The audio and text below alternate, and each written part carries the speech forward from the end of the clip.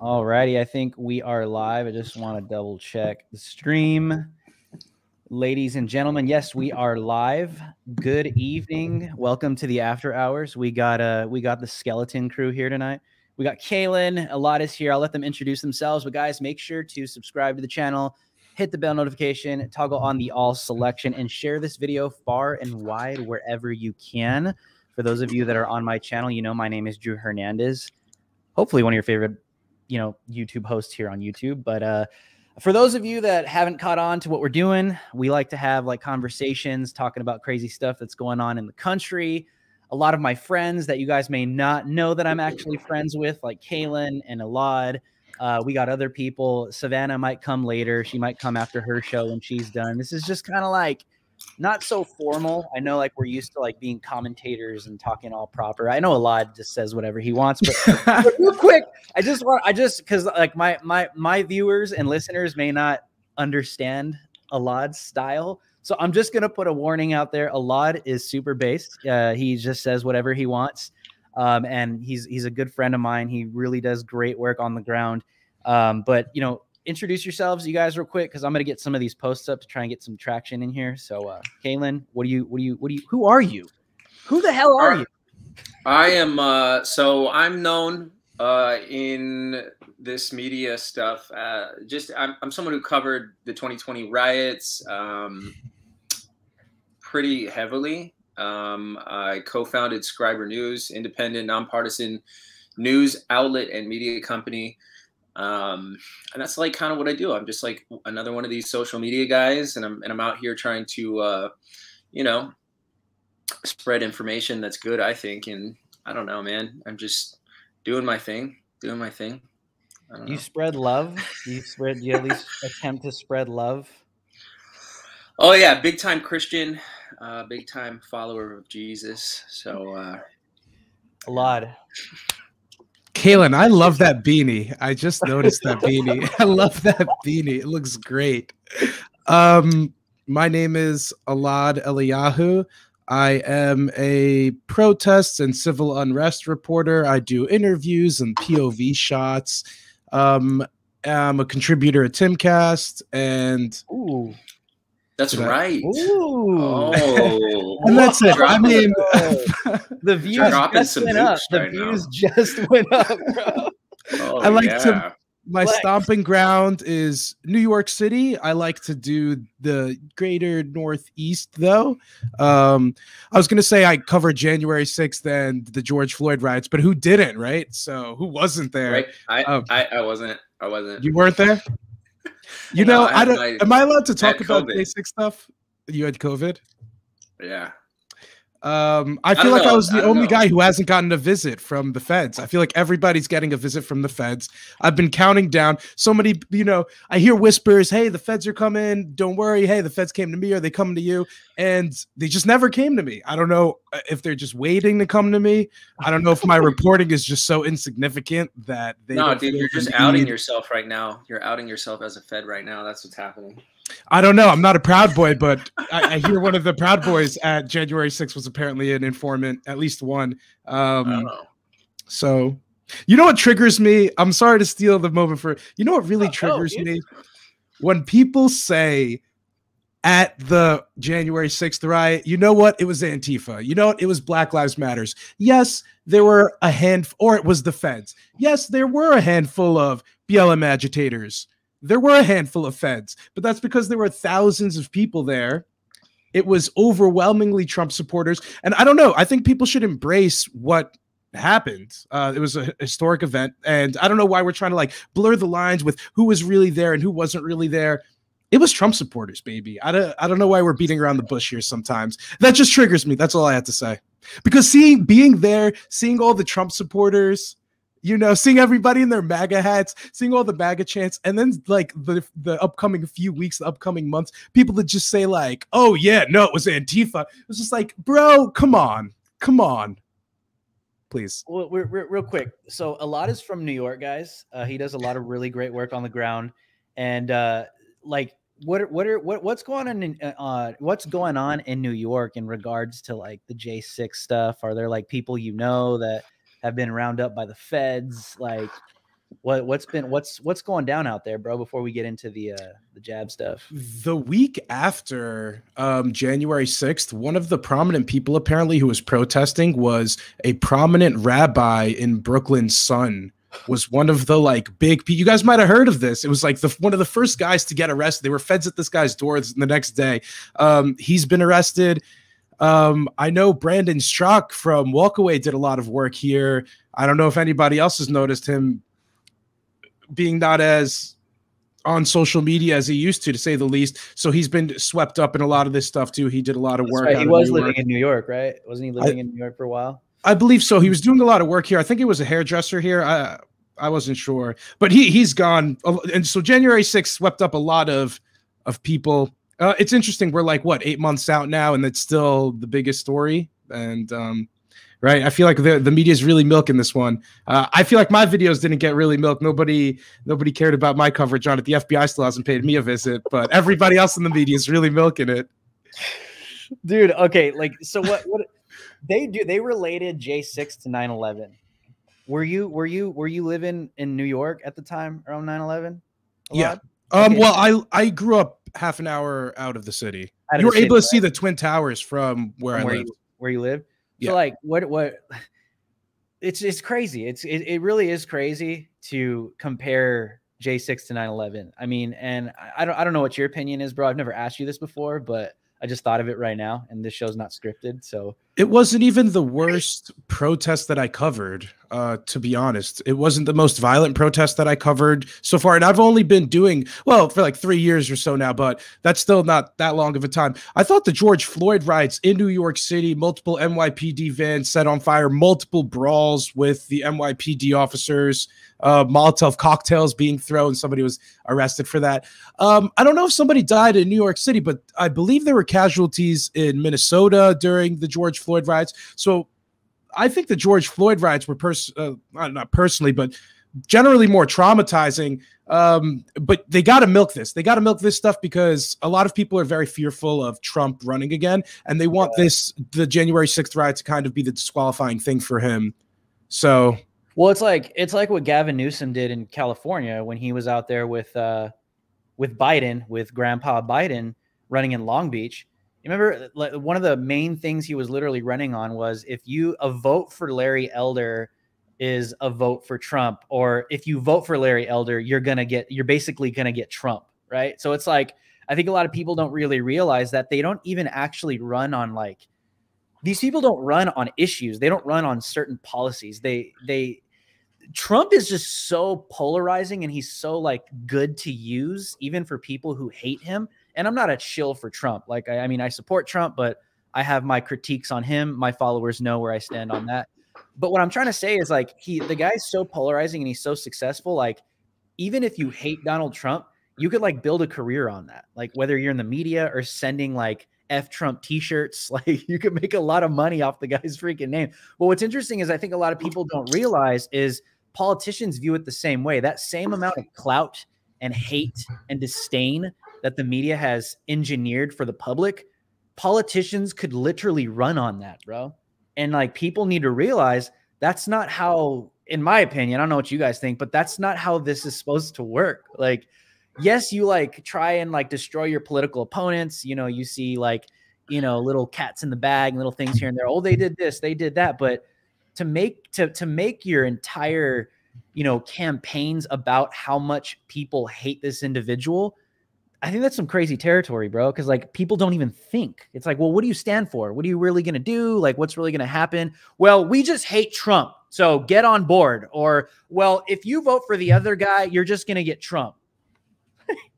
Like, can I ask you guys, because I know you two are California boys. Kaylin, I'll throw this to you because I know you guys were covering the gubernatorial race, this recall race. I think it was the day of the recall or the day before, Trump like sent out this email saying like the whole election was rigged. What do you think about that in relation to how it might affect voter turnout? Was that even an issue? I saw some people bring this up as it being a big deal. So what do you guys think of that? Go for it, Kaylin. Are you asking, do I think that there was some foul play going on in the California election? More than, do you think there is foul play? In every election, there is foul play. Inevitably, there will be foul play in the election. I'm kind of asking, what do you think that Trump suppresses turnout when he sends out an email the day before the election saying, "Hey, the election's rigged"? I think he's asking, like, do you think that might discourage people from actually going to the polls and trying to vote? He did this in Georgia too. Do you guys remember? He was calling the Senate race for those 2 Senate seats for the Senate. He said, "Hey, this is going to be rigged. This is going to be rigged."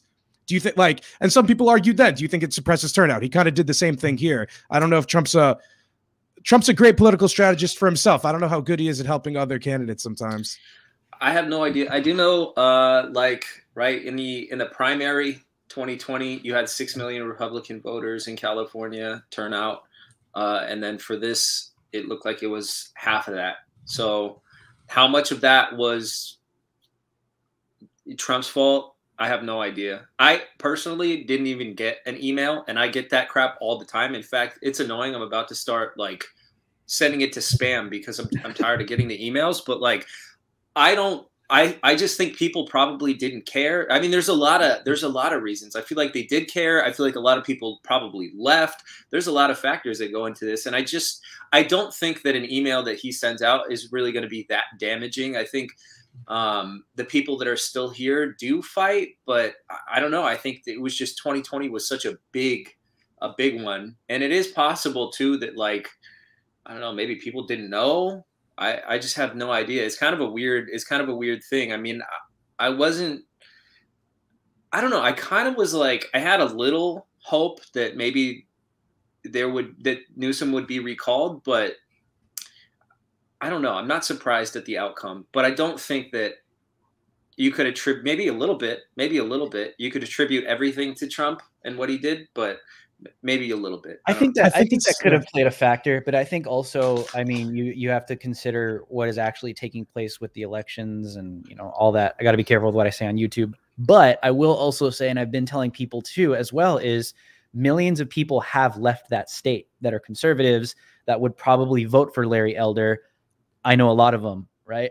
You got to. Are we all right-wing people? And Drew, are you in California? Are we all relatively right-wing people in very liberal states? I mean, I think we are. I think we find ourselves in a lot of these situations because, you know, some people want to stay and fight. Some people just want to head out and like live their lives. Some people just are saying, hey, Arizona, Texas, Florida, these seem to be like the states with the last stands. Should we just like mobilize all our people there and just make a last stand there? Because California is just, I mean, what did they say today? I think Newsom literally signed an executive order, mail-in voting ballots, early mail-in. Yeah, it's like a permanent thing. I don't know if that means only. I think that would be crazy if it were only. It should be, I mean, I could understand like if it's permanently, like mail-in ballots are going to be a thing permanently. Yeah. And you know, that's just like a step in the direction of isolating people from like talking to others. You know what I mean? It's already like your social media, everyone's social media feed is like geared 100% toward their own views. It's basically a mirror of who you are and what you believe as a person and what you like. So with the lockdowns and now mail-in ballots being a permanent thing moving into the future, it's just going to get worse where like nobody's really communicating with one another. There's not any real discourse happening, and it's all strategic in my opinion. It's all strategic. I think a lot is right though. Like the status of the country is people are having to decide, do we stay here and like die and lose our livelihood, or do we go to a region or a state where we could continue to survive?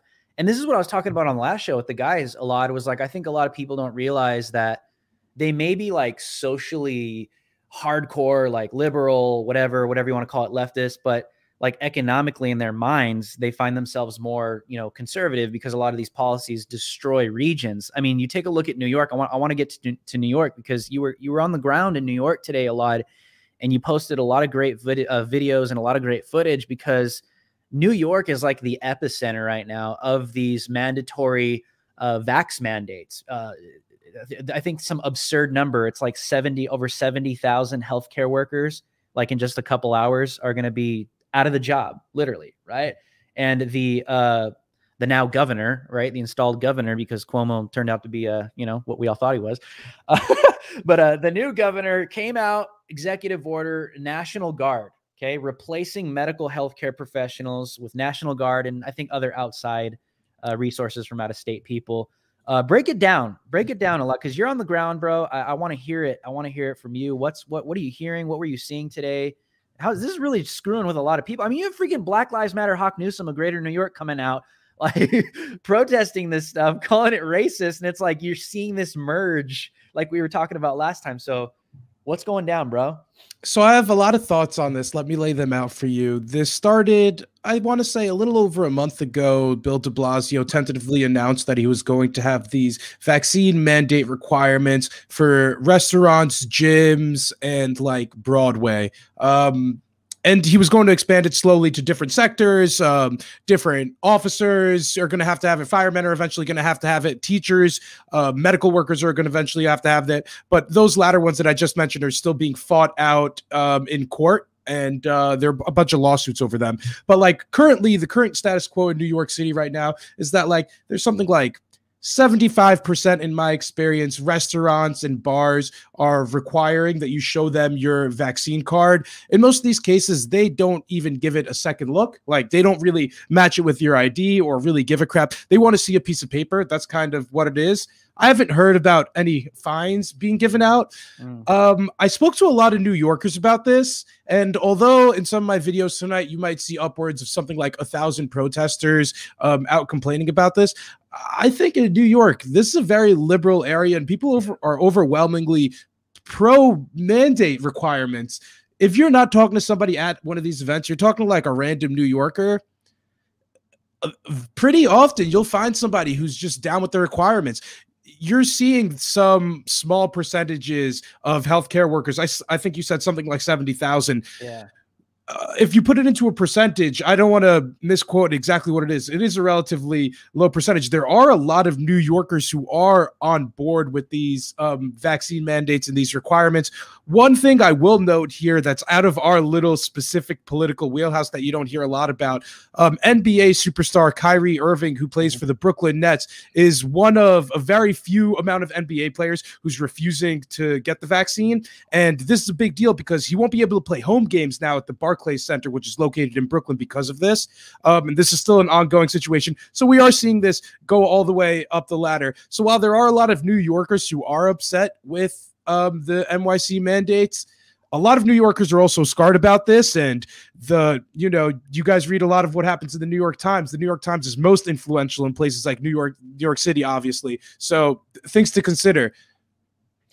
I think it does. That confirms, I think, what I'm starting to think and what I'm starting to hear is you're starting to see a lot of people that's part of the big problem, man. I mean, like when I look at your videos, when I look at, the video went viral this morning of the governor of New York coming out and saying, we're going to call in the National Guard and we're going to get rid of all of these medical healthcare professionals. And that's what I'm going to do. We're going to do that.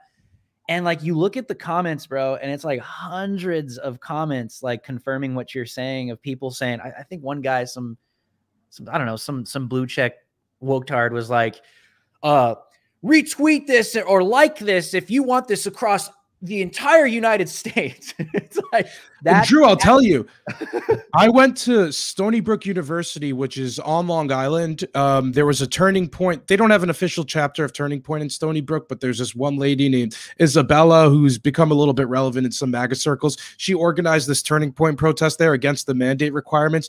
At Stony Brook University, in order to live on campus, you have to have the vaccine. So there was a counter demonstration to the Turning Point, unofficial Turning Point protest. And I spoke to those students. They're 20 or under, they're required to be vaccinated, we're outside, and they're still wearing masks. And I asked them about that, and they're telling me that they still think, they believe they need to wear this for their safety, and it makes others around them feel more safe. So this mindset, however irrational and unscientific it may be, is still pervasive in a lot of places in New York.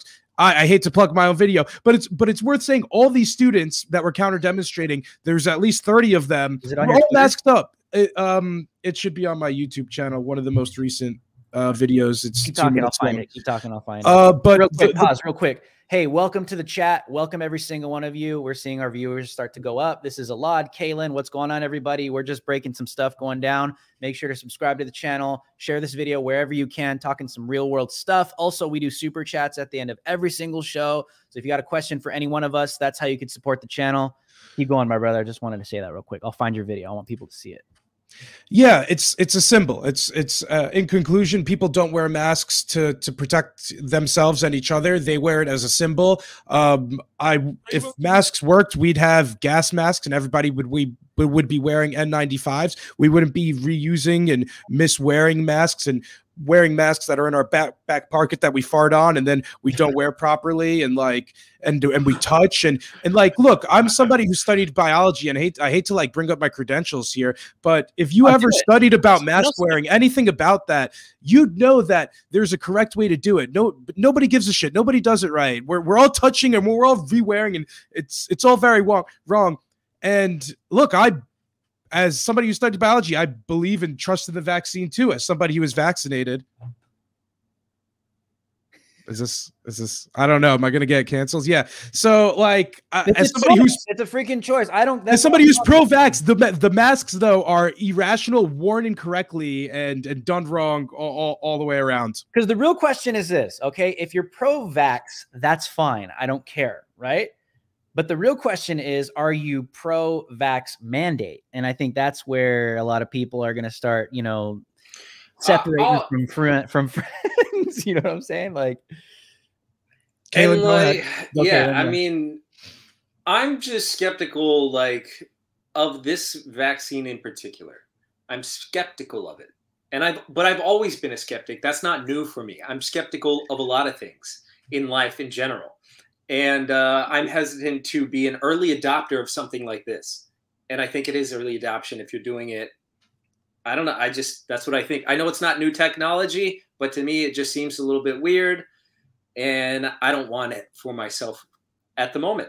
Do I think everybody should be forced to get it? Absolutely not. Absolutely not. This is where I would agree with the My Body, My Choice movement.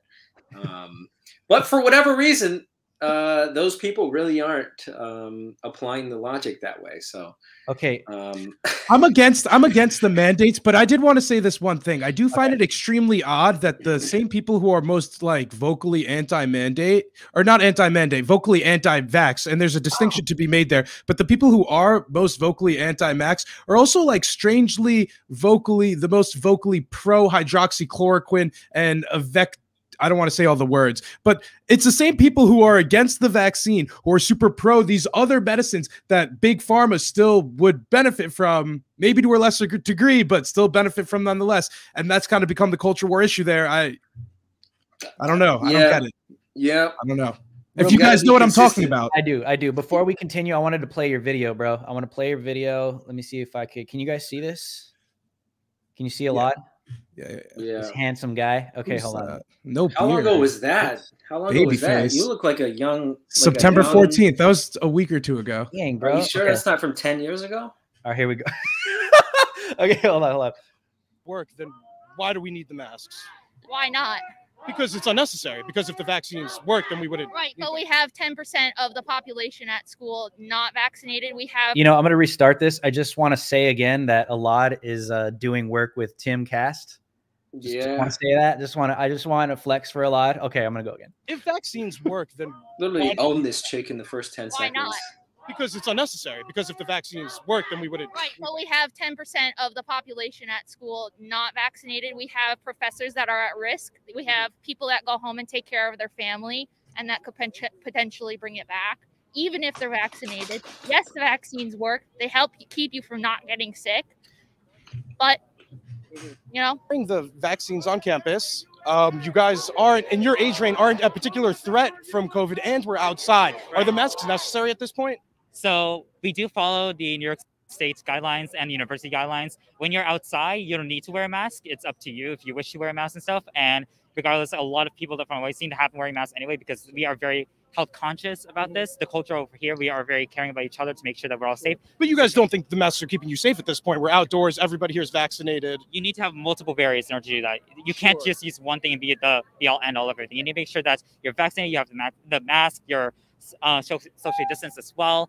Those barriers in place all together. So even if you're vaccinated, you still think we should be encouraging people to wear masks? Yes. We're outside, but a lot of the protesters here still are masked up. Yeah. Is that pro-science? And like, why are we still following all these extra steps if, you know, if the vaccines are supposed to already keep us safe? What's your name? Alad? Okay, Alad. Uh-oh. Can I take a picture of that? Yes, you may. Yeah. Okay. Uh-oh. So, Uh-oh. Uh-oh. Purposely, why we're wearing the masks isn't necessarily we fear each other transmitting. It's more of a symbol to show how easy it is to wear a mask. How easy. Yeah. You know, I gotta. Wait, listen to this. We're wearing the mask more as a symbol to show how easy it is to follow the guidelines of the CDC. So the mask isn't necessarily to protect you. At this point, it's a symbol. Yeah. Oh my. Yeah, okay. So there it is. It's laid out. Oh, wow, bro.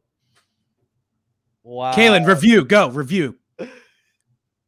I mean, you owned them right at the beginning. There were so many things that were just the vaccine works, so why are you wearing it? And that was it. Like, if it works, why are you wearing it? You're outside. Oh, well, you need multiple barriers of protection. None of these people even can agree on why they're wearing it. Some are saying it actually does work, even like when you're outside and you're touching it and all this kind of stuff. Like, as somebody who's in the medical field, I would liken this to, like, you know, I wear the nitrile gloves all the time. I'm constantly I fill my pockets up with nitrile gloves. But you know how stupid it would be if I wore the same pair of gloves all day long and I was touching different patients and I never took them off? It would defeat the purpose. So you're wearing a mask, you're breathing into it, it's falling on the floor, you're touching it, you're going to the bathroom, you're touching your dong, then you're touching the mask, it falls down off your face, you sneeze, like particles are flying everywhere. There's this psychological thing that happens where because people aren't getting sick, they think it's because of the mask. And I'm going to have to say, I think there's multiple reasons why people aren't getting sick. It's not just because of this barrier that doesn't work. Like, for example, I've been an EMT for a long time, and I'm not allowed to have facial hair. If I wasn't an EMT, I would have a beard like you, lad. But one of the reasons for that is because with the N95 respirator, it has to have a perfect seal over your face. And so there's a test that we do. We put like this big bag over our head, and they spray a substance through the bag, and then you're supposed to like kind of do a few sprints and breathe through the mask to make sure that you have a proper seal. And you can taste it. It's a bitter taste, this stuff that they spray in there. And so with these N90 or with these surgical masks, there is no seal at all. So anything that you can, you know, breathe through an N95 with an imperfect seal, you're definitely breathing through a surgical mask with this, you know, no seal at all.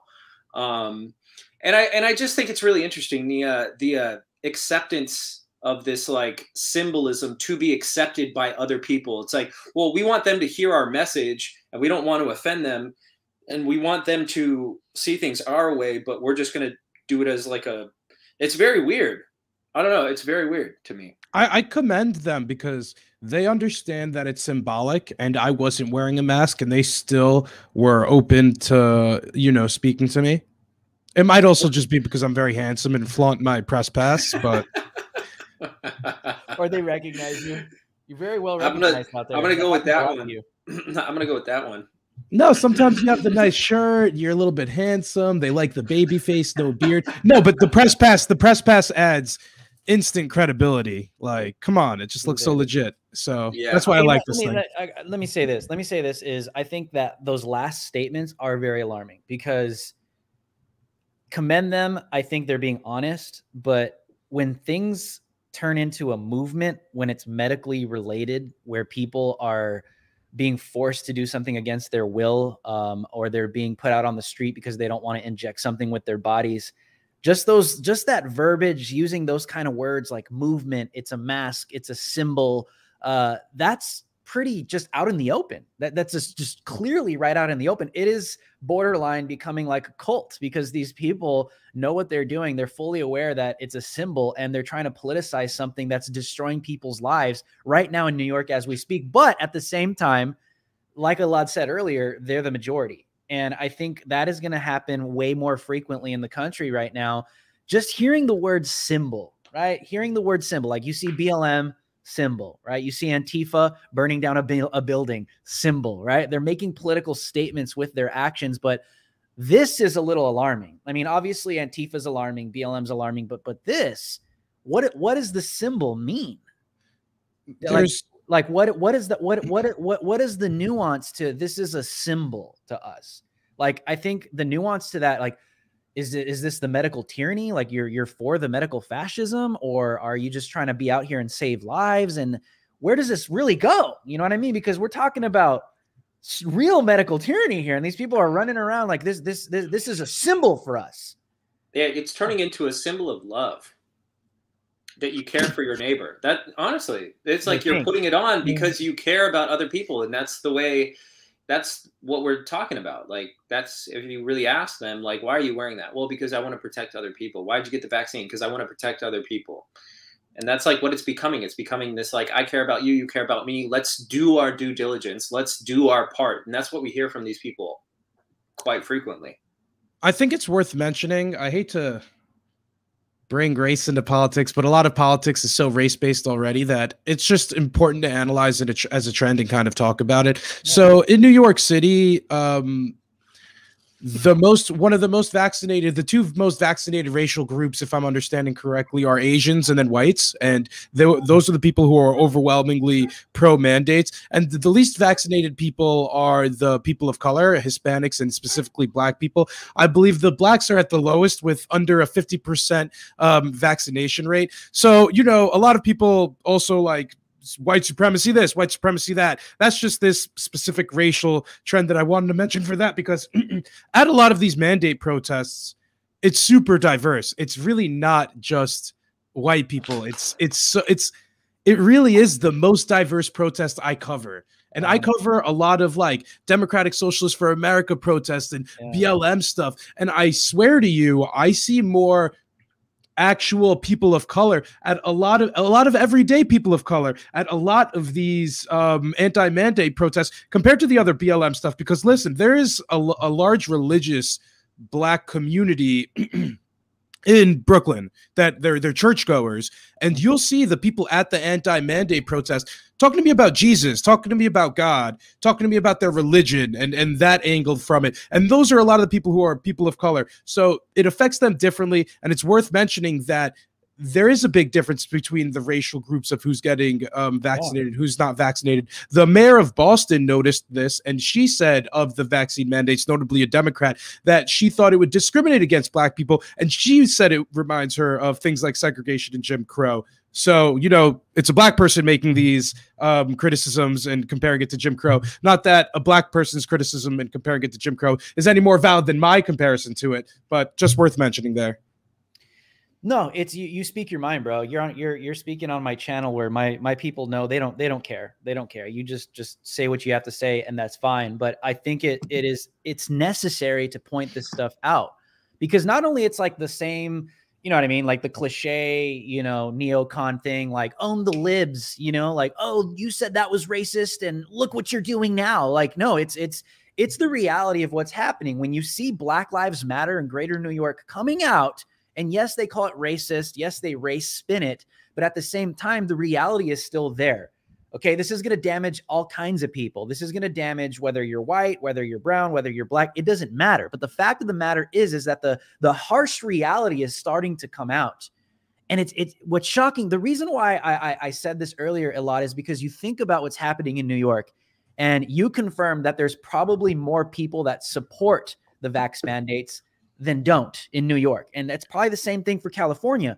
But then when you interview people and you hear them say that our mask is a symbol, you really have to start to question yourself, like, where does this really go? Because when you have all 2020 race riots, black people are oppressed, they're getting shot in the streets, there's just no hope for them. The CRT has taken over everything, even the freaking Disney Channel and Nickelodeon, and it's everywhere to be seen. But now we have some real medical tyranny rolling in, right? And it's really going to do some damage to the black community. I've been saying this a lot on Real America's Voice too. I'm like, dude, these mandates are going to destroy people of color in their communities, because like you said, a lot, the Hispanics and the blacks, they're just like, nah, not right now. So it's interesting to see. And if we're going to talk about race, where are all the white woke-tard freaking virtue signalers, right? The white allies, right? These are the same people that want the people that we're talking about right now. The majority, right? If we're talking about population, right? We know that the whites are the majority. I can guarantee you the majority of the people in this country that support the vax mandates are probably white. They probably are. Okay. And I'm not speaking out against white people, but I just want to point this out because I want people to see there's just so you know, there's a lot of people on the left that listen to me. They all come in through my Twitter. So I talk like this, right? It's very basic, right? I talk like this because I want people to realize just how insane this has become. Donald Trump was supposed to be the authoritarian dictator that was going to destroy all people of color. Now we got Biden. Now we got these Democrat governors that are doing the very thing that we were supposedly fearing Donald Trump was going to do, destroying these communities through these vax mandates. Where are all the white allies? Where are they now? Where are all the lefties that were, they were bowing down to black people all 2020 because, they didn't have a voice. They're silent now. You want to know why? Because I think a lot of people right now that are on the left are probably realizing right now that they were wrong and they're too scared to come out and swallow their pride and actually stand up for what's actually taking place. What do you guys think? Let me add a caveat here because we're talking a lot, and it's true that New Yorkers are overwhelmingly pro-mandate, but here's the caveat. Human beings are easily influenced, and there is a huge media apparatus surrounding the people in New York City. And the New York Times does a lot of coverage here and is extremely influential here.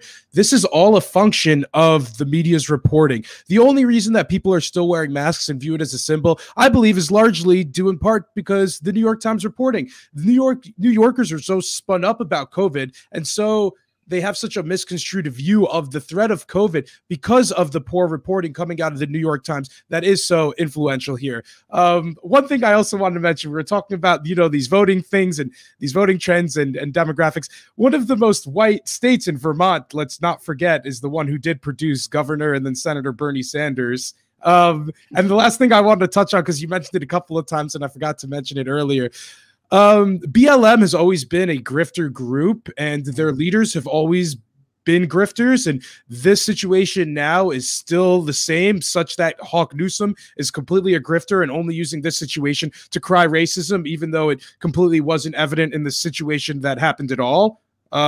Just wanted to point that out. I think he's using the lockdown mandates and what happened as an excuse for people's bad behaviors who just happen to be black. Most likely, but real quick, because we got a lot of new people joining in on the chat. Some people are asking what is going on in New York that are just coming onto the stream right now. I'm gonna share an article. It's Reuters, right? I always say Reuters. Reuters. I think it's right? Reuters. Yeah, I always get it confused. Galen? But fact check. I'm gonna go Scriber fact check says Reuters. I'm gonna say that it looks like Reuters, but yeah, I don't know. I get it wrong, dude. Even when I'm doing hits, I get this freaking wrong. So whatever. All right, guys. So New York, for those of you that are asking, because I'm taking a look at the chat and they're like, what the heck's going on? New York may tap National Guard to replace unvaccinated healthcare workers. Now, here are some staggering numbers.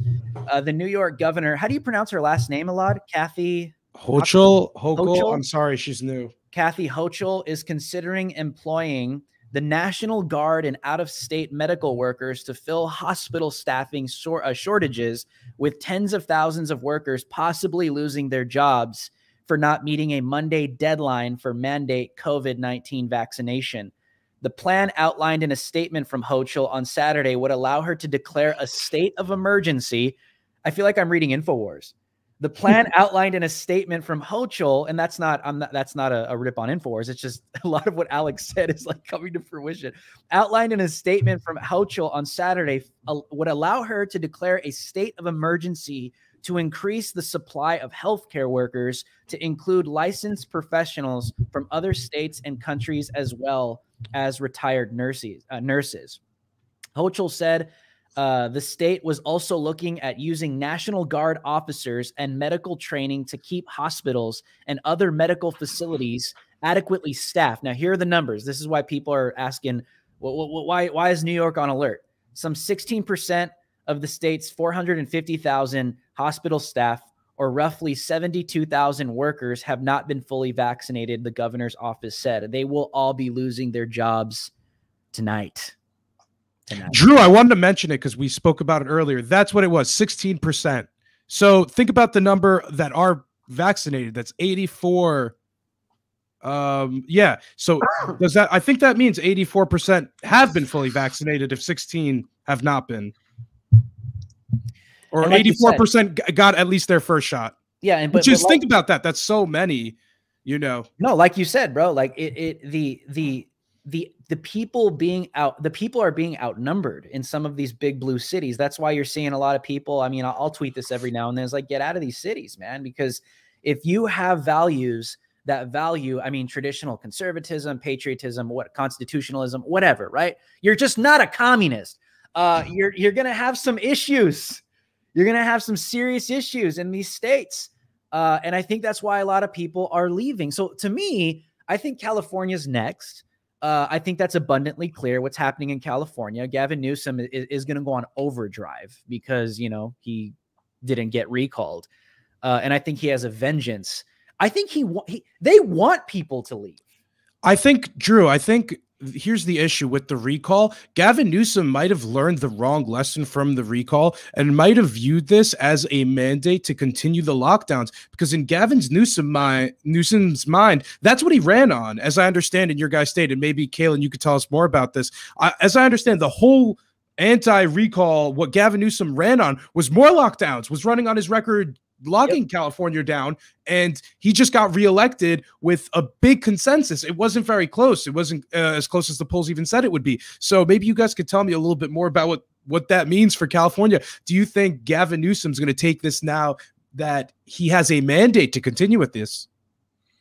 I think it's quite possible. I'll be honest, I haven't been paying too much attention. I've been very busy working and stuff, but I will say, I mean, in LA, they did do the mandatory stuff for healthcare workers and EMS. So that's LA County. You have to. OC is still pretty free in comparison. You can still walk in. Like I went to a Chipotle the other day. Everybody was packed into this Chipotle in OC, no mask or anything like that. So OC is still relatively free. But what is Gavin Newsom going to do? It's up in the air. I just see he's going to trend in a very similar way to New York, in my opinion. Yeah, I think you're right a lot. I think California is probably even worse in terms of this hive mind outnumbering people that are kind of against it. And I think what has to play into that as well is, you know, because a lot of people in California, you'll talk to people and they're like, there's the silent majorities here. There are patriots or conservatives or whatever, right? But a lot of them have been leaving, bro. Like millions. I mean, you look at the numbers after 2020, millions left the state. That's going to change some the electorate, right? That's going to change elections moving forward. But the point I'm trying to make that I was saying earlier is you look at what's happening with these states.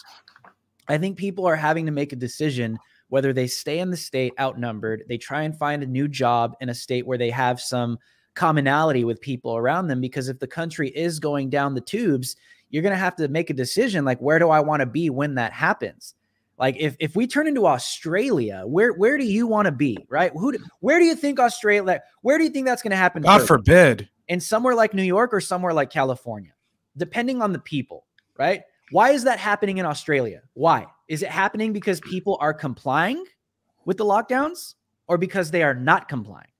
It's because there's thousands of people that are not, right?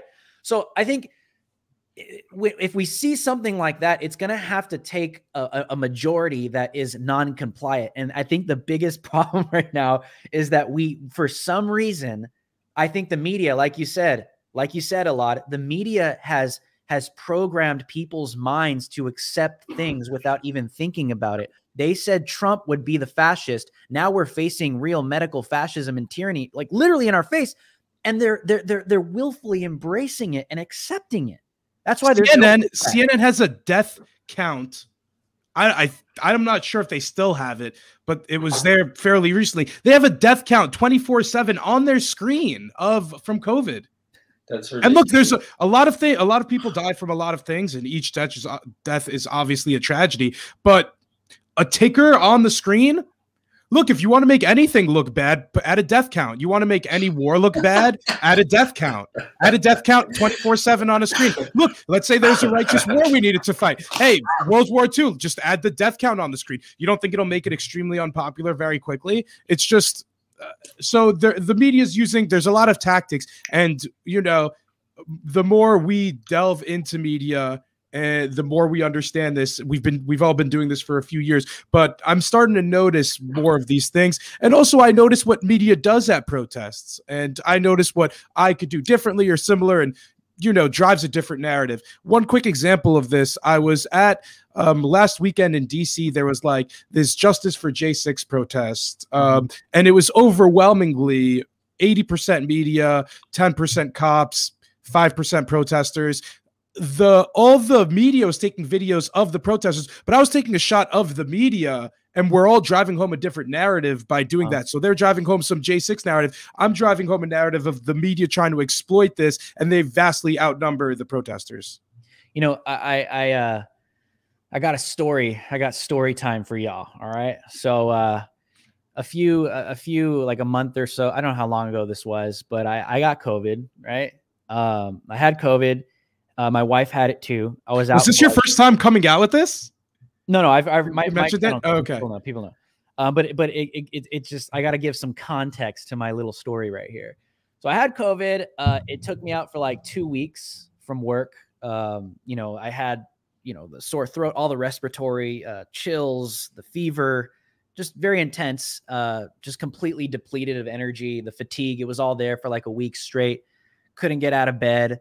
And then like for like another week, I was just nauseous for like a year straight, but went to the doctor. They checked my lungs. My lungs were fine. They're like, you're fine. You just got to sit it out. You'll be all right in like, 2 to 3 weeks. So in 2 weeks, I tested negative. It was gone. Still took like another week off of work just to recover, 'cause I was still really fatigued. I was fine. It wasn't lethal. I know everybody has a different response to it. But for me personally, it wasn't lethal. It wasn't going to kill me. Even went to the doctor and my lungs were fine. Even, Kaylin was telling me, check your lungs. And it was fine. I was sending Kaylin my results, and, he said I was fine. Kaylin's, my doctor, I guess. So I went to, when I tested, I was fine, recovered. If you guys saw when Biden was in Long Beach in California, right? When he showed up to campaign the night before the recall, I went back on the field again, and I went out to California, and I was with my cameraman. We went to Mod Pizza, right? So shout out to Mod Pizza. I walk in, right? I'm not wearing it because I'm not used to wearing the mask all the time, right? So I walk into Mod Pizza, and the first thing I notice is the worker that's making the pizzas isn't wearing her mask.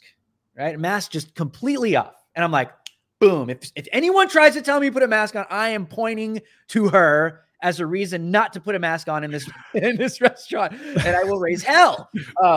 So I'm standing in line, right? And I'm with my cameraman, and we're just chilling, and we're looking at each other, just waiting for someone to come and just like say something to us. And there's this black lady sitting in front of, like, literally right in front of me, getting her pizza made. She has her mask on. She's like, and she's like this. She's like this, right? She has her. She keeps looking back at us in line, and she keeps going like this, like taking her mask down so I could see her disgusted look on her face. Like she was intentionally making sure that I could see her disgusted look. Okay, she did it like 5 times, and then finally I was like, oh, this is gonna get good. So finally, this woman, right? So finally, this woman turns around and she's like, can y'all don't know how to read? Y'all don't know how to read? Y'all don't know how to follow the rules? I'm like, what are you talking about, lady? And then my cameraman's looking at me. He's like, oh no. I was like, what are you talking about, lady? She's like, you don't know how to read? You don't know how to follow the rules? I was like, what are you talking about? She's like, you can't read the sign on the door? I was like, what? And she's like, oh, you can't put a mask on? I was like, well, you guys remember the story? You remember, children, who didn't wear a mask in the beginning? It was the worker. So I'm like, she wasn't wearing a mask and she's making your freaking pizza. You don't have a problem with her? And she's like, oh, she put her mask back on because I asked her. She put it on because I asked her. I was like, well, when I walked in, she wasn't wearing a mask and she was making your pizza and you seemed completely fine with it. They were both black, by the way. Go figure. So they got something. They got a camaraderie there, right? They're watching each other's backs. This is why it's also performative. It's also performative. Anyway, so look, it gets even worse, right? So she keeps like, and I was like, okay, lady, well, thank you. Like, thank you, right? And so everyone in Mod Pizza is looking at us. Everyone in Mod Pizza is looking at us. And she kept looking back and wouldn't stop.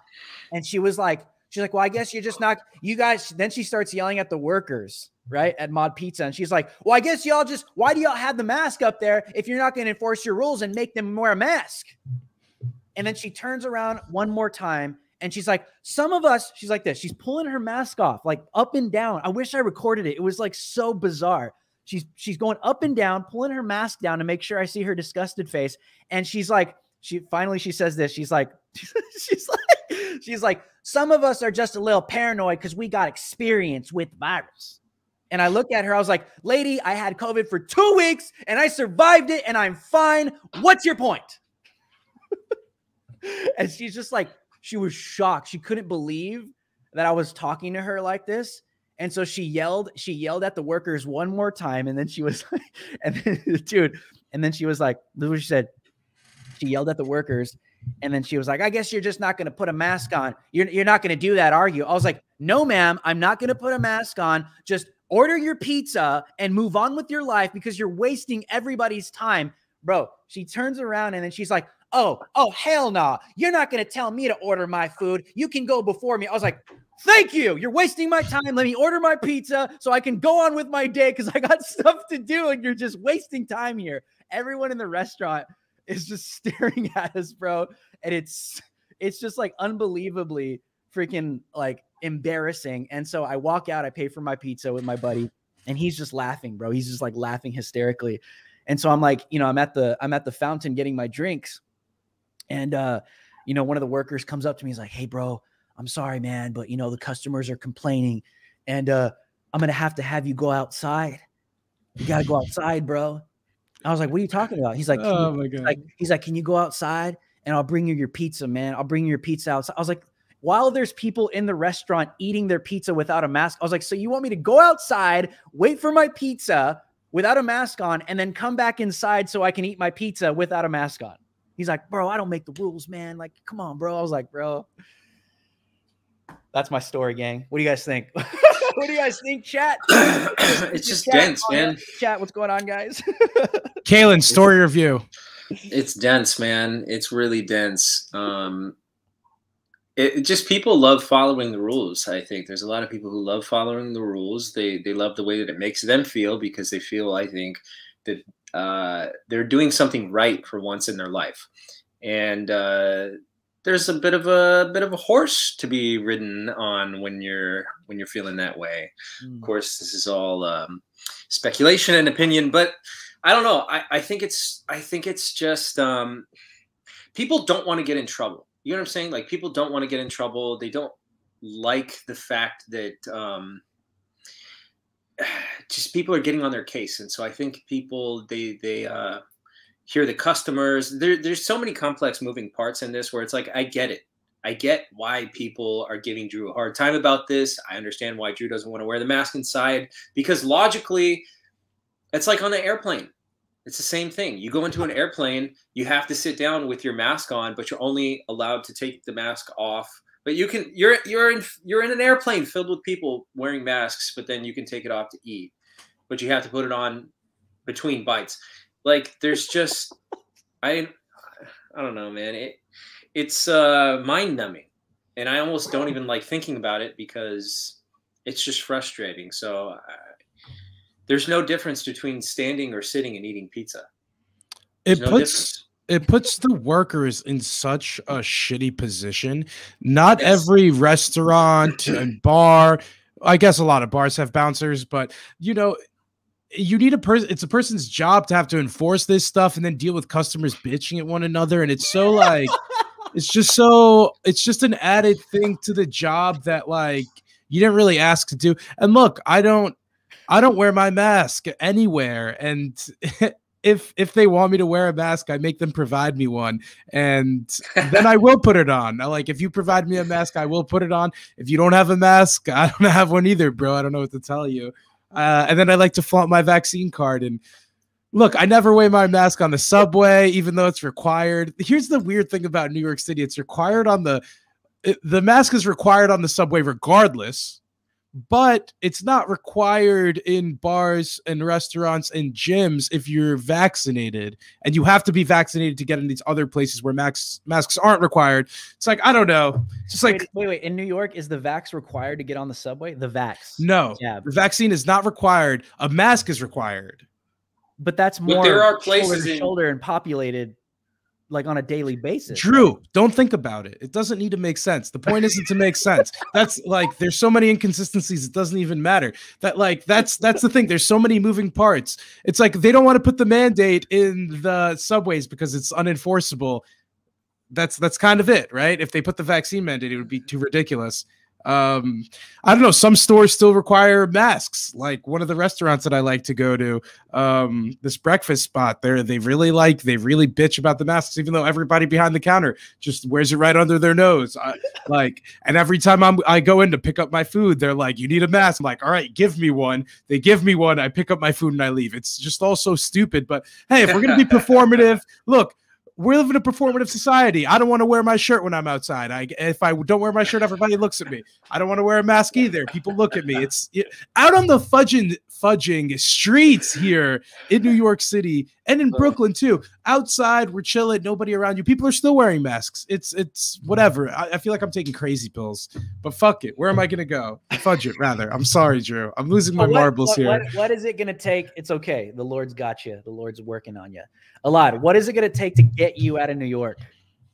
Where do you want me to go? Bumblefuck nowhere to Texas? Where do you want me to go? Like, I don't want you to, you didn't deal with the freaking police. Everybody's going to Texas. I don't want to go to Texas. Bro, you're going to be like Avi in Australia. Dude, shout out to Avi, by the way. That guy's coverage is insane in Australia. Oh, yes. Shout out to Avi. You. That's going to be you. No. I'd rather get arrested here. I'm going down with New York. That's the thing. I'm going down with New York. You're going down with the ship, and you're not even the captain. I don't see the point in that. I'm going down. I'm a New York. See the point in that, man.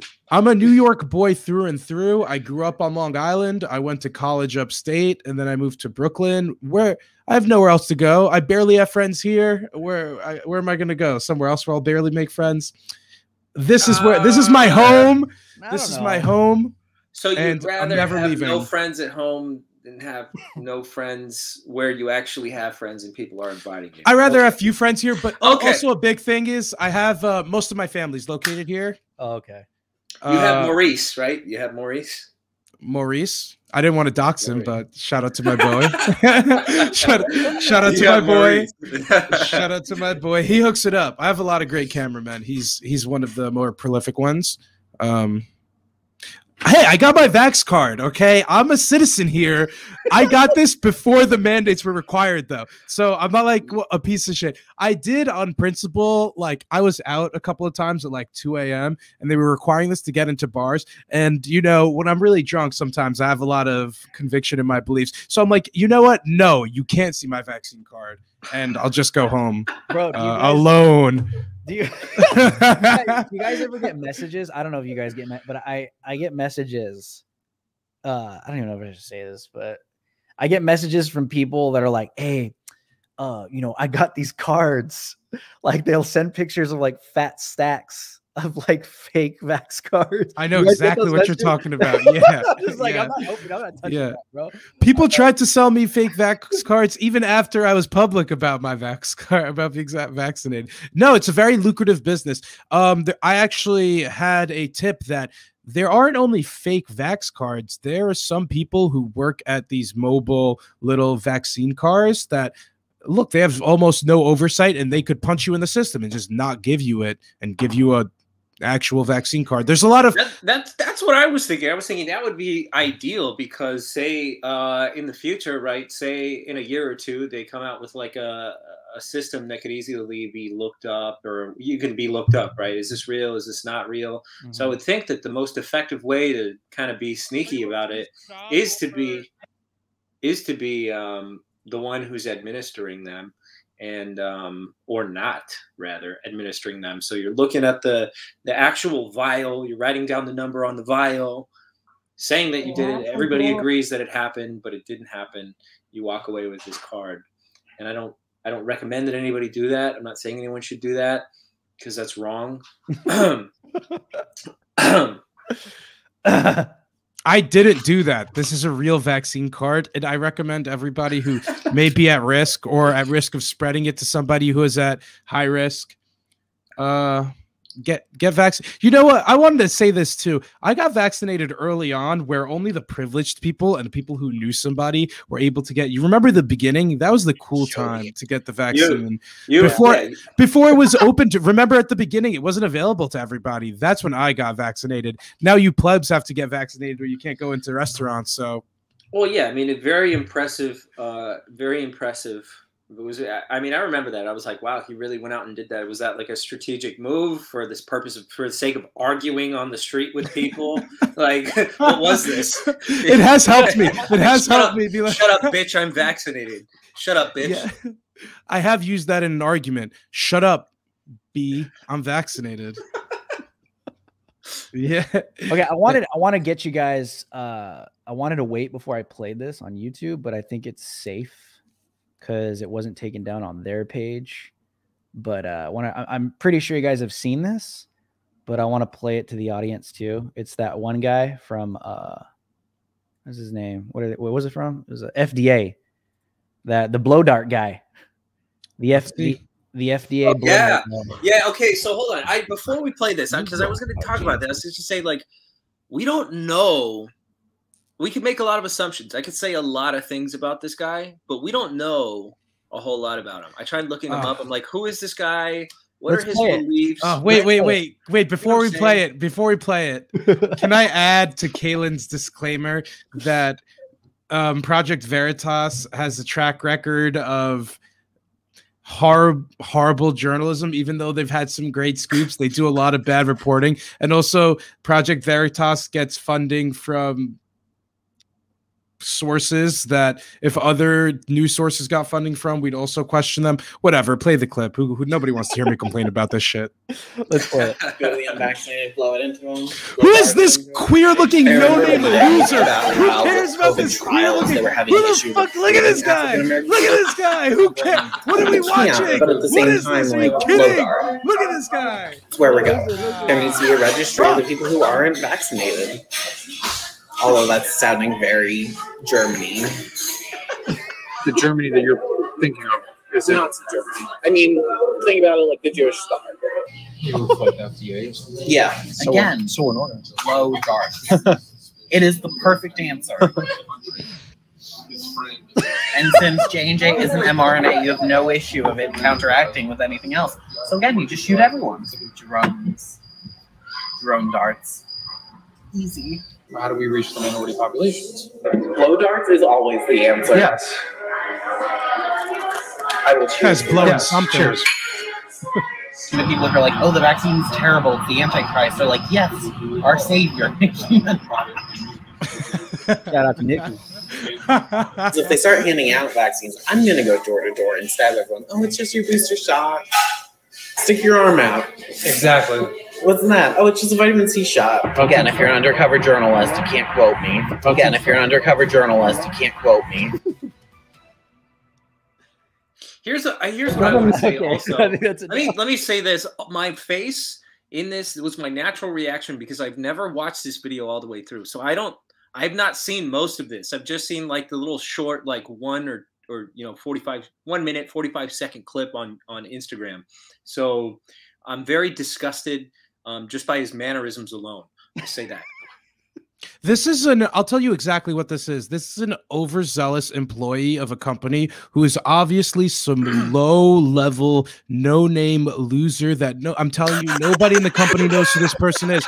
Nobody, I don't know, this guy works for the FDA. I'm telling you one thing that's obvious here. This guy is 100% irrelevant. He's overzealously just running his mouth and saying some dumb shit that he believes. And that's all this is. I don't think this is indicative of any like policy. They caught some, obviously queer, awkward employee. They took him out to a bar. They gave him some drinks here, right? This is especially in a bar. Who knows?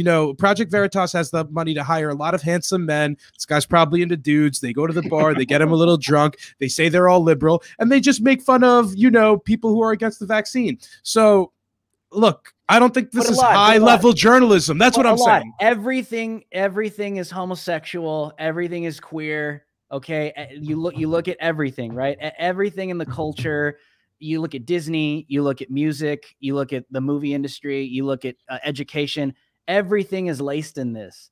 So, like, would it surprise you? Does it surprise me that this guy could possibly represent what's actually going on back there? I mean, do you think a guy like this represents what's going on behind the scenes in Twitter? I think the real issue here is why are there so many effeminate men like this in every part of our society like nowadays?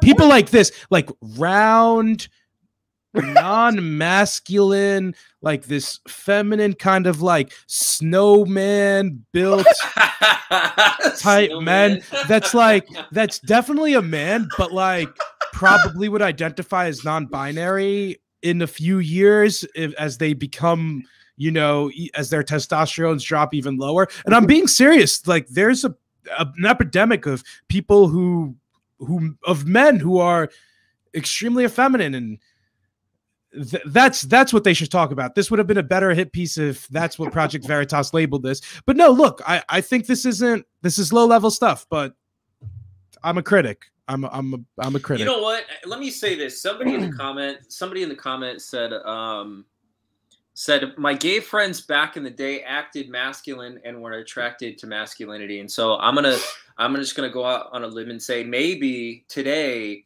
they all act feminine because really they're not gay. They're just afraid of women, and so the only sexual activity that they can get is from one another. So they act feminine in order to replace what they feel they're missing. Could be wrong. Did somebody ask how this person identifies? Because for all we know, this could be a trans person who went from one to the other. Nowadays, they're built so well. I live in an area that has some of the highest trans per capita, and I'm telling you, they pass here when the good ones, let me ask you I'm telling you, some of the trans. Let me ask you something. Let me ask you something. Men or trans women? Wait, yeah, I'll tell you. There are many trans women where I live that literally look better than the women here. Go. So let me ask you. If you were so, for example, do you know who Blair White is? Of course, yeah. Okay, so if Blair, so you're talking about a build, right? Built well, this type of thing. And so when I hear that, I think of like car manufacturers, right? Mercedes-Benz built very well. Sure. BMW built very well. Would you say you would have a lot of Mercedes-Benz and BMWs in New York City? Would you say like, there's Aston Martins walking around, like you wouldn't be able to tell? You might even be confused. You know what I mean? You might not feel bad if you woke up the next morning and you found out, wow, that was a mistake, but also I couldn't tell. I know multiple men who've gone on dates with people who they thought were women and didn't know otherwise until they said something to them. And look, I don't know if some people just have bad eyes, but some people are, I'm telling you, especially where we live, or where I live, and you guys too in Los Angeles. I believe you guys have some very convincing trans people there as well. You got to have money. And science as science continues to advance, and also how gross like women are nowadays, it's blurring the line. Right? Yeah, it's really blurring the line.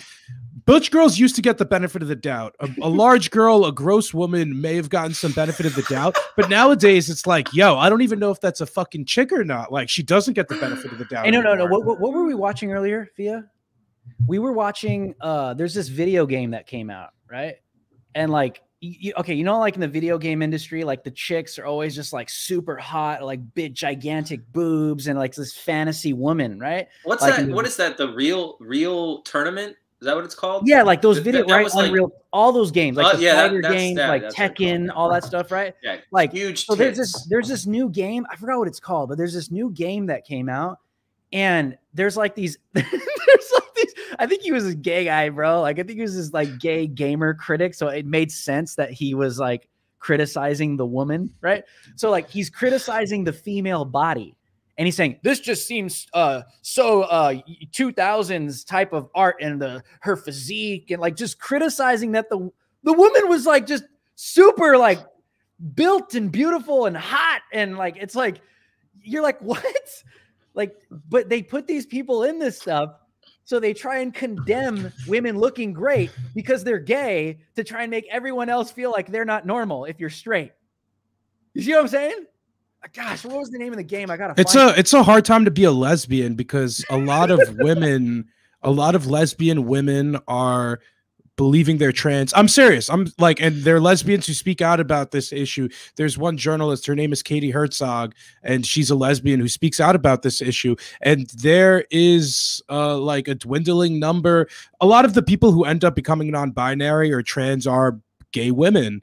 And so it's kind of just milking that reserve. So she talks about how she had a lot of lesbian friends who in the next 5 or 10 years of knowing them turned trans, turned non-binary out of nowhere. Like, and something to note here.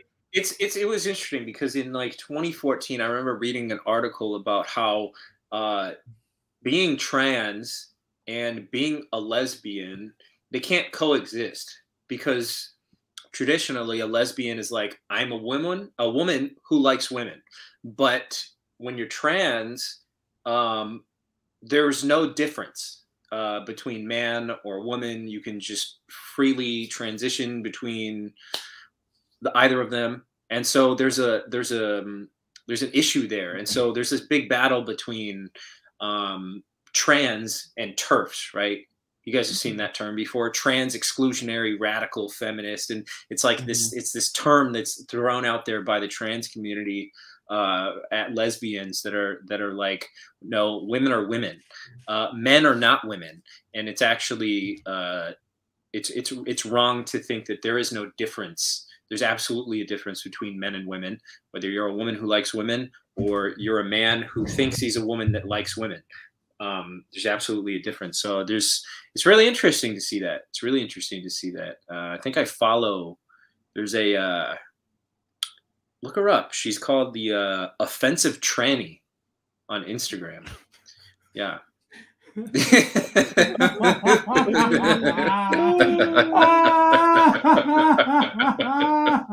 Why? Okay, I found the video, guys. Why? Fuck. Okay. Look at this comment though. The TERFs are Super Saiyan feminazis. That's funny. Feminazis, dude. Oh man, they're powered up. I want to show you guys this because it's like so funny. This kid did this video, and I want Kaylin to see this too. Watch. Is now Knights of the Old Forge. Next up, we have a trailer for some cute Asian girl who hacks and slashes things. Eve Shift Up. Not exactly the greatest title, but then again, it's Japanese, right? So maybe something was lost in translation. Surimasen. It looks like Bayonetta. I didn't think twice about it. The graphics look amazing, though, and I figured, I got a PS5, I'll give it a try. But apparently, one of the Digital Foundry's non-offensive humanoids took issue with the game. For that. The one thing, I know you were talking about the character from a bygone era. I do think the character model was actually like very distracting in not a good way because like with the camera angles chosen, it just felt like this game seems like a game that came out in like 2002 in terms of its, like character design. It's like a bit old and not flattering, I don't think, for a modern audience. In comparison to something like Forspoken, which has, yes, it has a much more realistic looking character designs. It's not these hyper proportioned something or another's, but it also seemed, I don't know, a bit more grounded in a way that I found much more appealing than Lilith. You know Lovelet, what? I'm mad because my fantasy video game isn't realistic enough. My fantasy magic fighting video game isn't realistic enough. The body proportions are wrong, and I'm offended by this. Dude, this guy's an idiot. I'm sorry, but if you want to sell video games, make the boobs big, make the butt big, make it. A lot. What do you think? What are you thinking of that? What do you say? It took him so many words to say so little. Just say, I think the chick was too hot. Like, I was waiting for him to just say it. Why do nowadays I feel like people have to extrapolate their like very basic thought a lot further than it really is. It isn't that complicated, bro. You just think she's a little bit too sexy. Just say that. I see this a lot on Twitter too. People have really simple thoughts but try to make them sound really smart. Bro, just shut the hell up. Just you think the bitch is too sexy. He's just like, oh, the proportions are just way too big and way too high. It looks like it was made in like but it's funny that this generation is viewing things that way. Like how old is this guy? Who is this guy? He looks like he's maybe younger. Maybe he looks like he's younger than me. Yeah, I don't know. Yeah, he may be like 24, maybe a good 2.4, maybe. Yikes. I think maybe a good 2.4. I think a good 2.4. But it's interesting that people are seeing it as like a generational divide, where it's like that was made in the early 2000s, where a bunch of straight guys were into chicks with big boobs. Oh, we're over that now. We need some realistic women like the girls you see at the BLM rallies, because that's what women are supposed to look like right now, with shaved heads and disgusting bodies. We're not into chicks with big boobs. We're into chicks with big dongs nowadays. And I'm married. I love my wife. I'm just saying, she's right here and she's laughing. Okay, if I could turn the camera, you guys would see. I'm just keeping it real. I'm keeping it 100 for you guys, because that's how they view this stuff. That's why Kalen's laughing, because he knows it's true, and everyone in the chat is freaking laughing but this is where the culture has gone, where they're going to criticize straight men for being attracted to women that look amazing. It's wrong. It's so wrong. In a video game, dog. Can we please just get back to what is real, what is natural? That's all I'm saying. Like even in the Christian circle, people are afraid to admit that they're attracted to the opposite sex. If you're a Christian and you feel like you have to repress your own biological, like normal, like this is normal. That chick over there is hot, or that guy over there is very attractive if you're female. Like, this is normal. But, everything gets inverted, in my opinion. Everything gets inverted. So this hourglass figure is hot on women. It really is. It's hot. Hourglass figure is very hot. I want to ask you guys, before we get into questions from the chat, is it racist to be suspect of a Chinese girl that you're on a date with of being a spy? No. I'm going to say this. It's not racist to suspect anyone of being a spy. Not because she's Chinese, but depending on what she's saying. Like, is she asking? Like, she's from the mainland. She speaks. Yeah, like, is she asking Cantonese? about, I think that's the mainland one. Very personal information. Mandarin. She speaks Mandarin. She's from the mainland. That's fancy Chinese. But that's that's the simple one. The Chinese speak the simple one. The Taiwanese, the Republic speaks the real Chinese. That's actually, so in Taiwan, I dated, I'll say a Taiwanese girl 10 years ago. Was she a spy? No, I just think she had a rich dad. I'm teasing. Couple factories. Yeah. Oh, wait. Oh. Yeah. So if you have money in China, you're always linked to the government if you go high enough. Anyway. You guys want to hear something crazy? This isn't racist. You guys want to hear it? Wait, let's go. Kalen, you finish your story. Yeah. The point is that in Taiwan, she would always tell me, like, oh yeah, you could learn like Mandarin, but that's not what like the elder people speak. You can't learn what the elders people speak anymore. It's not even like written down or something like that. It was like, I was like, all right, whatever. Well, ni hao. All right, Drew. So I have someone close, very close in my, let's just say in my family, that's a broker in California. Okay. Sells $1 million homes. $1 million homes. I'm not talking about like, you know, little 1-stories. I'm talking about like $1 million like estates. Okay. And so this person for the past like year almost, like even the past like 4-year Trump presidency, like didn't like Trump at first, thought that Trump was racist when he would talk against China or anything like that. And anything against China was like racist. So this person in my family has recently been tracking the amount of Chinese people that are being sent from China specifically with millions of dollars to buy up real estate and establish businesses in the United States of America purposely. They're not coming because they're fleeing. They're purposely being sent by the CCP in China to do this very thing in the United States. And the reason why this person knows this is because she started getting curious and she started seeing that why is China, how are all these people, how are they fleeing the CCP and coming over here and buying up all this land, all this real estate? Finally realized that what Trump was saying was actually real and started questioning some of these people. And they were just kind of like open about it. That's the government sends people over here to buy up all kinds of real estate. They send them with like millions of dollars. Not even all the big banks. Whatever that thing is, BlackRock, kind of doing the same thing. I mean, I guess it's domestic though, right? So it's China dumps a ton of money. I used to work in the real estate business in New York City, in Manhattan, and Brooklyn. China dumps a ton of money into commercial real estate here. Same with the Saudis and other rich Arabs. Questions from the chat? Are we ready to take some cues? Let me see real quick. Guys, we're going to do some super chats. I just wanted to wait a little longer because Savannah might roll in here just to talk some crap. But let's, if you guys want to do some super chats and ask some questions, drop them right now. This is how you guys could support my channel. Obviously, we're crazy deboosted on here. But if you guys have anything crazy you guys would like us to like go over or talk about, now's your chance. Do we have some? I think we had a couple, right? Also, Drew, I feel like we need to reiterate what is this about? What is the After Hours about? Well, the After Hours, it's not necessarily a show. It's kind of more of like a live chat, a kind of like a Google Hangout type thing. Obviously, it's not formal because like I don't really talk like this like on news hits.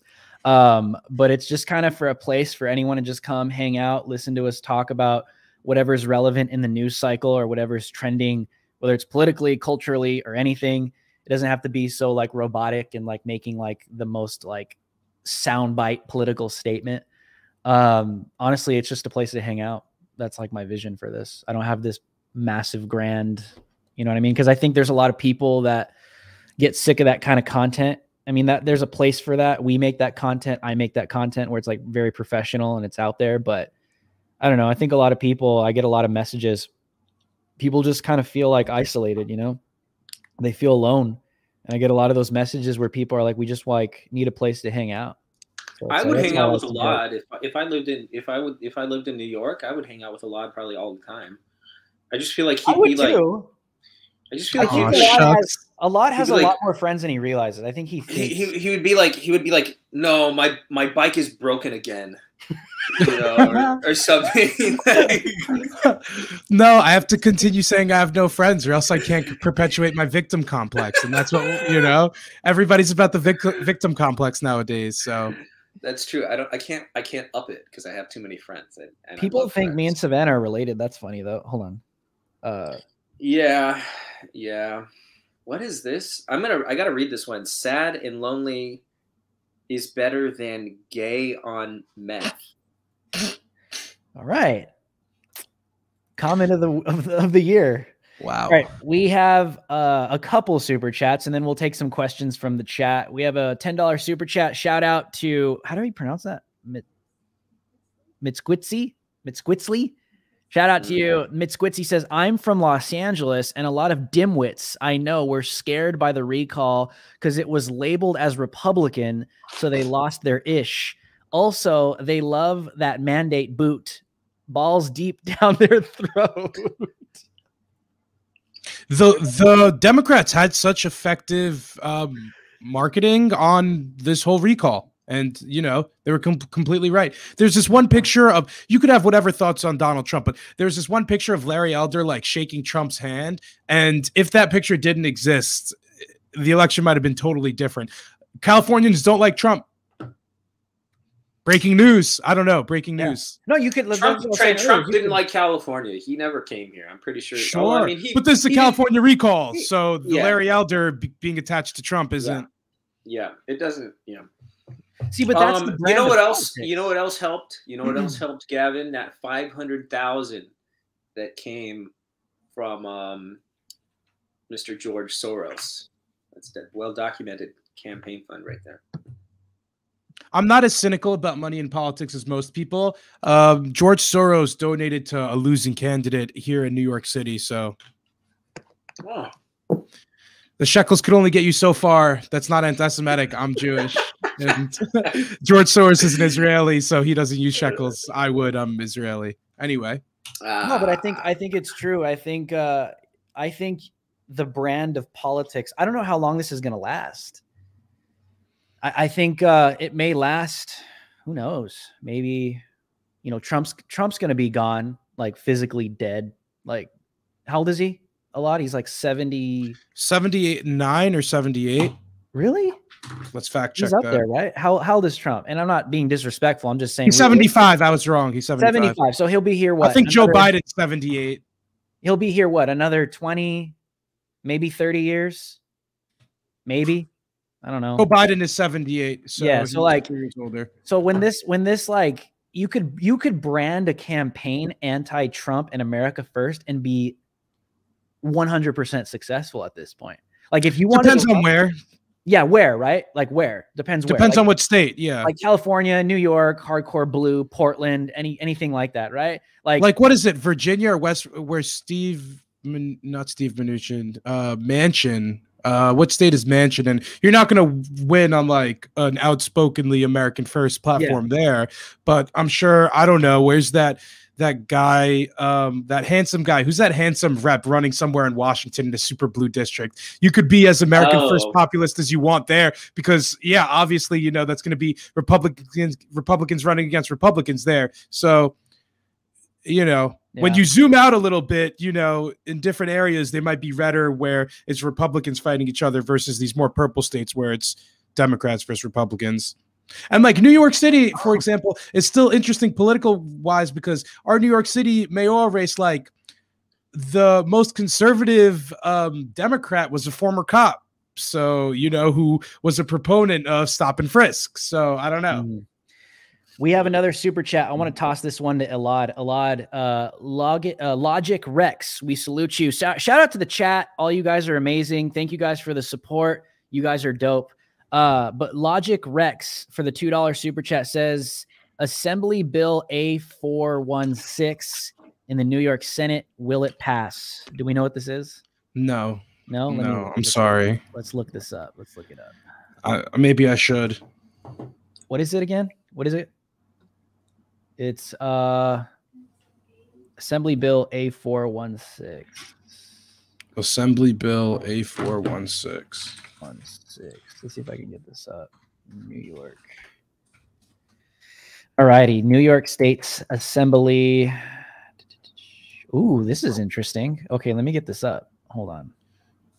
Where's my freaking StreamYard thing? It's something regarding COVID, I think. And I think so, a lockdown. I just want to change it. Oops. Share screen. I'm still getting used to this thing. What is it? New York. You're doing a good job. Yeah, dude. Thanks. Can you guys see this? Boom. Yeah. So Assembly Bill A416, 2021-2022 legislative session relates to the removal of cases, contacts, and carriers of communicable diseases who are potentially dangerous to the public health. What? Let's circle back. I'll follow up with you guys on this, but let's not delve into it too deeply. If I don't want to say something stupid about it. Yeah. I'll have to research this more, but if this is what I think it is,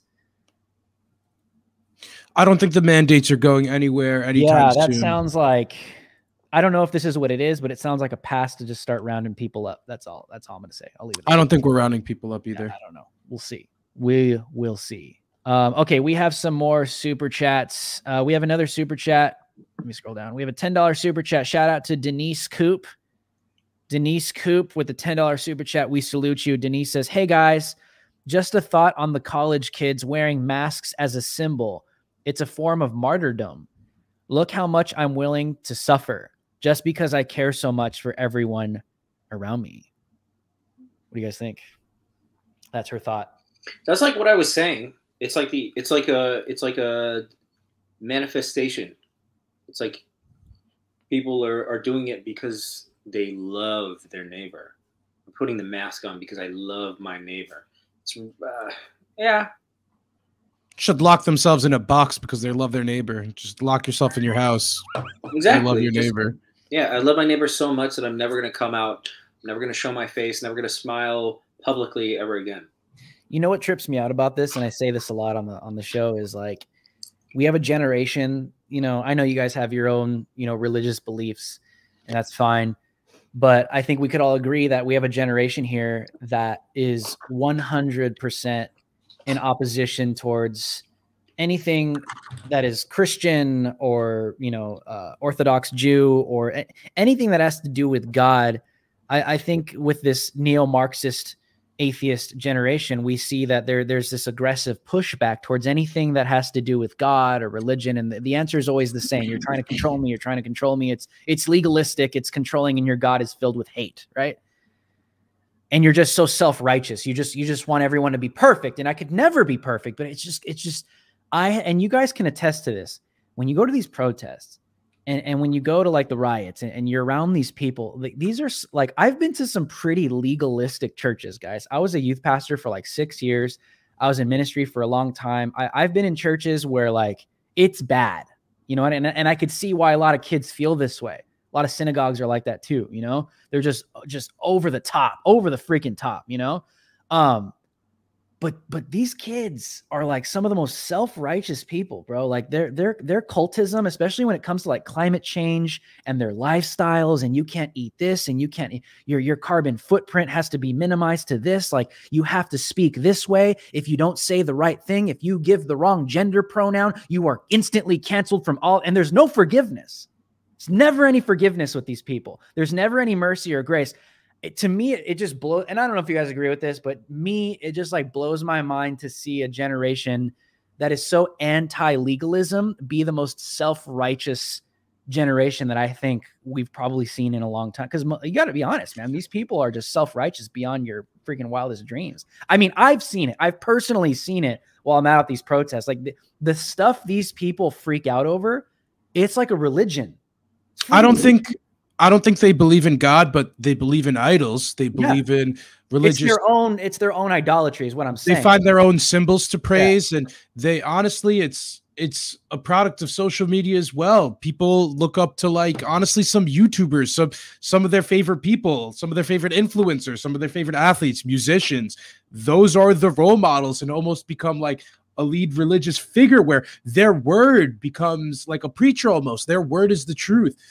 We have people singing along in rap songs. And look, I love rap. I grew up listening to a ton of hip hop, but a lot of people really take to heart a lot of the meaning in a lot of these songs and things like that, and do negative things because they think it's cool. One example of this, and this might be a little bit out of the political wheelhouse for the average viewer here, but there are two rappers.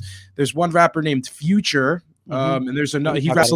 He raps about a lot of drugs, and he makes a lot of dope beats, stuff like that. He makes another a lot of babies too. Well, sure, a lot of babies, and he has a lot of baby mamas. But he helped influence another rapper named Juice WRLD, and Juice WRLD told Future that he was one of the big reasons that he started drinking lean at like 16, and he was one of the big reasons, he was one of the big influences that made him start using drugs. And Future kind of freaked out because he knew that he was rapping about stuff that he didn't actually do. So he was rapping about a lifestyle that he wasn't actually living.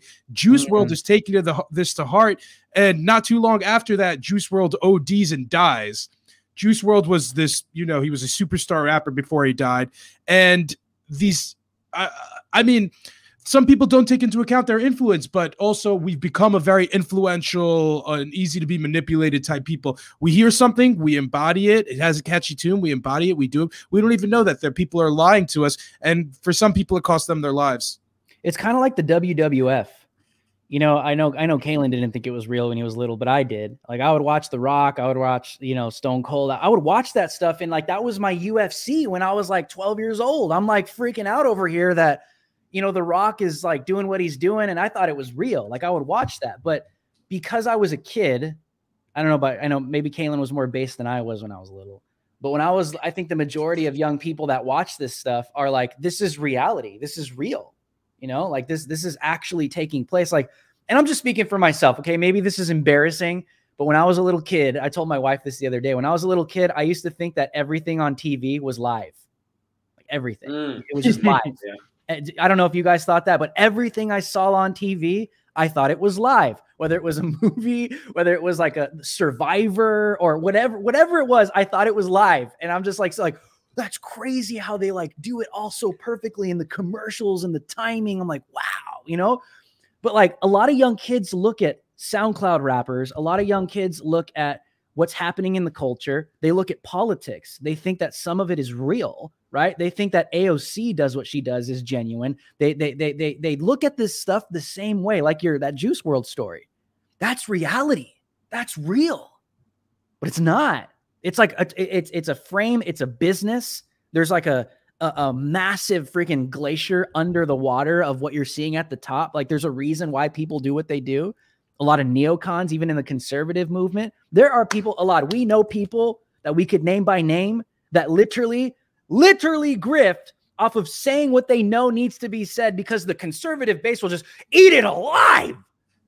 But it's not real. You see what I'm saying? Like, but young people, they look at this stuff and they think it's reality and they flock to it. And I don't know. I think the culture, I think parenting might have a lot to do with it. You know, I think if people parent their children a little differently to be more critical thinkers, not to just see something and think that's like reality. You know, I don't know, man. I'm blaming social media. I don't think we've never grown up with a generation on social media. You could be, there's a reason why, Mark Zuckerberg doesn't let his kid on Facebook, right? And they know to keep their kids away from social media. It's because they know about the pernicious effects of social media. And I mean, I have a little bit of a toxic relationship, as do you guys, with social media. It's part of our jobs, but the more of it we ingest, I think we recognize that it's somewhat toxic for us. But I would agree, man. I think I'm healthier without it. But I know that it's at this point inseparable from our society, and you know, we can't communicate really with anybody without it anymore. So, but we kind of do something a little different. Like we're not. I mean, we consume it, but like to the way we're using it is different. There's a lot of people who consume and they don't contribute. And if you do contribute, what are you contributing? And if you consume, what are you consuming? And like I was saying earlier, social media becomes this mirror of who you are and your interests. And all of a sudden your explore page or your For You page, if you're on TikTok, becomes everything that you like, everything that you idolize, everything that you want to be. And so you continuously see that. So if you're saying, I love lean, I love purple Sprite, I love Xanax, I love simping for women who treat me bad, or all men are bad, in or whatever it might be, like you're a Doja Cat or whatever, type of girl, like it becomes poisonous to a degree that I don't think we fully understand. And I think we'll start seeing some of the real long-term effects of how social media is really changing us as people. So I don't know, man. It's always good to disconnect after a while. That's what I say. Drew, you got any other questions for us? Yeah, I'm looking up right now. I'm taking a look at this before we shut this thing. Hold on, let me see. Any straggler questions? The best ones, save the best ones for last. Oh, here we go. We got a super chat, $5 shout out to Jay. Jay says, speaking of Chinese spies, anyone else remember when Eric Swalwell farted on live TV? I thought he was going to talk about Fang Fang, but yeah. What's your opinion on Eric, bro? What's your opinion on Eric and Fang Fang? I think that Chinese spies and spies generally are more common in our country than we like to think, and that we should take note of the Chinese strategy here. They had invested a year plus worth of time into Fang Fang and developing her status and her jobs and her relationships at networks. This didn't happen overnight. This was a long-term time investment, and we'd be stupid to think there aren't dozens of other operations like this, not only in the works, but being planned as well. So, yeah. All right, we have another super chat. We salute you, Cold Haterade, with the $5 super chat. Shout out to you and everyone in the chat. Now, here's a spicy one. Here's a spicy one. You guys are going to like this if you haven't seen it already. God struck down a George Flopioid. God struck down a George Flopioid mural. Do you think Dr. Fauci is next, or Hochul, after how she demanded her own apostles the other day? We're making the wrong people heroes, and we're idolizing the wrong people, and I think we'll see consequences for that. Kalen? Dude, I thought that was like crazy that lightning just happened to blow apart like that specific wall. Like lightning strikes anywhere, and it just happened to blow apart this wall. I thought that was crazy. I agree with it a lot.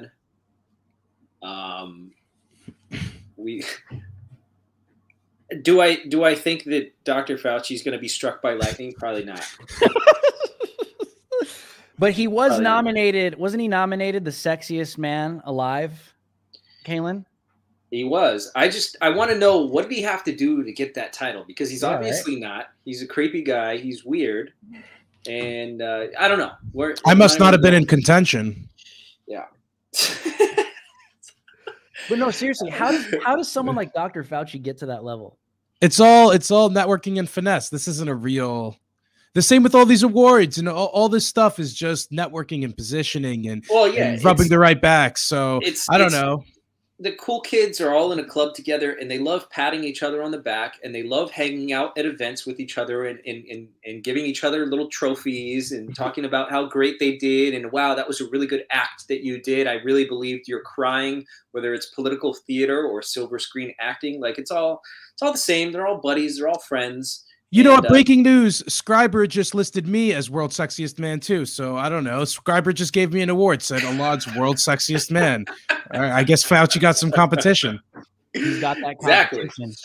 Exactly. Oh, you know what? It kind of reminds me, what do we do, right? We were kind of asking, like, do we stick around in the places that we're from? Do we go somewhere else where maybe it'd be easier to flourish? I would say it's not a bad idea to go somewhere else where you might be able to flourish and start your own club. Right, George Carlin. You remember George Carlin? No. You don't remember that guy? Some of you guys in the chat probably know who George Carlin was, but he was talking about the club that you're not in. None of us are in the club, and I say it's probably not a bad idea to go somewhere where we start our own club, where we dominate and become like we're stronger together. In my opinion, I don't know. You get what I'm saying? What are you laughing at? Kumbaya. Let's hold hands. I just saw this damn headline. I didn't even realize it. Look at the Dr. Fauci nominated for sexiest man alive as Fauci merch abounds. Fauci merch? The Fauci merch. The coronavirus expert's face is now on socks, shirts, blankets, and even donuts. He's no baby Yoda, but Dr. Anthony Fauci, head of the National Institute of Allergy and Infectious Disease, has developed a large fan base anyways. Not only can you buy merchandise like socks and t-shirts featuring the doc's image, but a Change.org online petition is calling for the physician to be named people's sexiest man alive. I don't know. I don't think so, man. I'm at a freaking loss for words at that one, bro. Yeah, there's got to be some kind of cult explanation for that because the guy's disgusting. But I don't know. He unlocked an accolade. It's like a video game. You just do all the things that you're supposed to do, and you win a prize, and that's what he wanted. I don't know, man. Whose dog is that? That's Kalen's racist dog. I don't mind Kalen. I don't mind. Has a racist dog. Just want everybody to know. We had a super chat earlier. They said real quick. It said, where's it at? Shout out to Alad. So shout out to Alad. Who's it from? Who's it from? It's from. I want to see if I recognize the name. Chase Thomas. No, Thomas. but shout out Chase Thomas and shout out to any of my other subs who are here. Show some love to Drew. Subscribe. Give him a thumbs up. I hope you guys are enjoying the show. Drew's been, he worked hard to get me and Kaylin on, and he's working hard on the show. And, that's why this has been such a good and pleasurable audio and visual experience. How about that for a plug? Oh, Coming soon. Theaters at IMAX everywhere. You're going to be able to see a lot of sexy nips shirtless, in 4D. So I was thinking if this reporting stuff doesn't work out, there are a lot of these singers now who are hypersexualized. Maybe I'll be like one of these, Who's that? Here, who's that one dude Nas. that Who know? I'll be a Nas. Who cares? Who gives a shit? You could be like who's that one guy? Hold on. Like an actual Jewish Drake. I'll be an actual Jewish Drake.